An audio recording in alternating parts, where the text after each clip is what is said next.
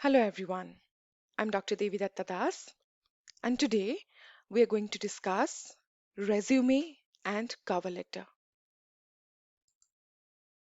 So, what is a resume? You people must have heard of this word resume from your cousins or from your relatives who are applying for a new job.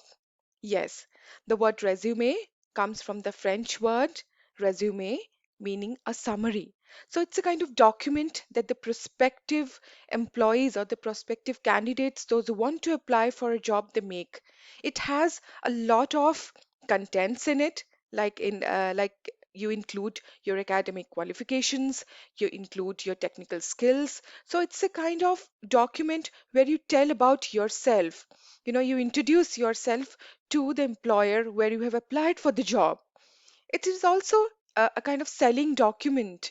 John Seeley in the book, The Oxford Guide to Speaking and Writing, writes that it's also a kind of selling document where you write those kinds of traits and qualities which actually magnetize the employers to take you as one of its one of his employees. So it's a prospectus in which the applicant's virtues are set out together with the supporting details. So your main points, why do you think that, what are the important skills that you have, and what are your qualifications and everything that is needed for an employer to know that this particular mm, person or this particular candidate is a good bet. You can take that person can take you as one of the employee. Now there is a thin line of difference between a resume and a CV. Often it is used synonymously, but actually, in actual terms, it is not. There is a thin line of difference between a resume and a CV or a curriculum vitae. These are the 3 points you can see where the difference is there. The purpose is almost the same, where we need to catch the attention of the employer, the prospective employer.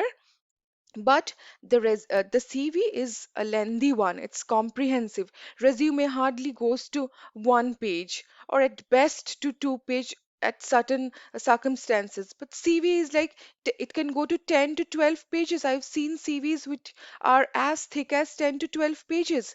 Your summary and skills are relevant to the position as written out there. Here in the CV, detailed, exhaustive listing of the academic and professional experiences written out there.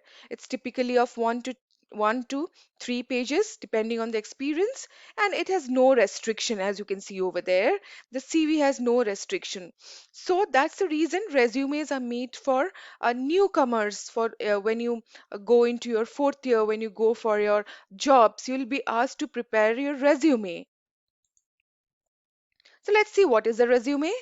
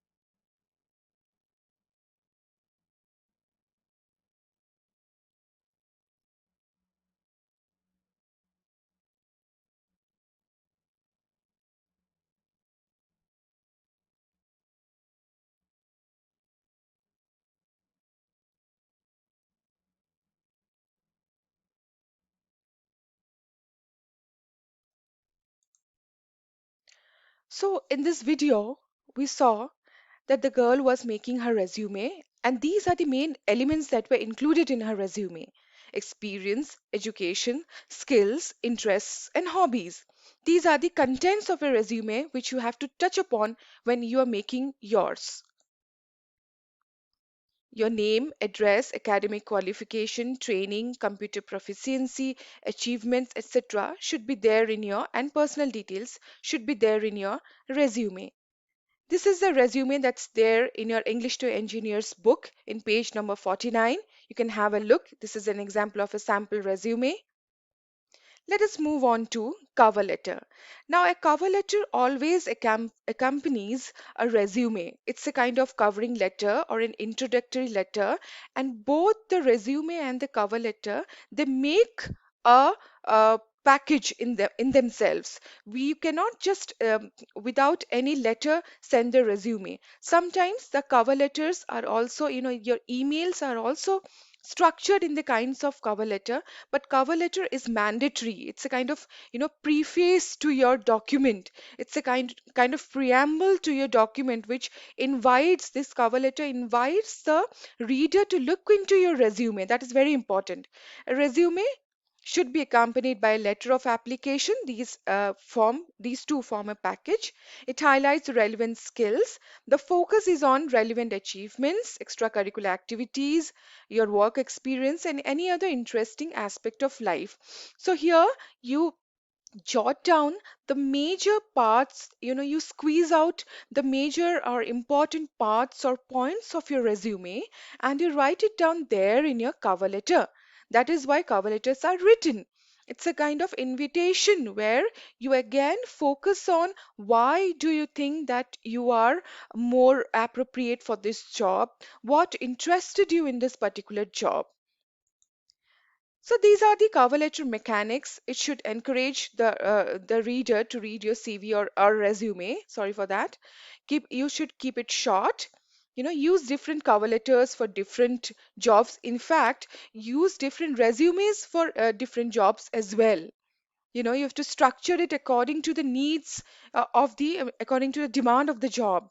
Find out the name of the person who will read your letter. Write something like, I have attached a copy of my resume. I look forward to hearing from you about the job.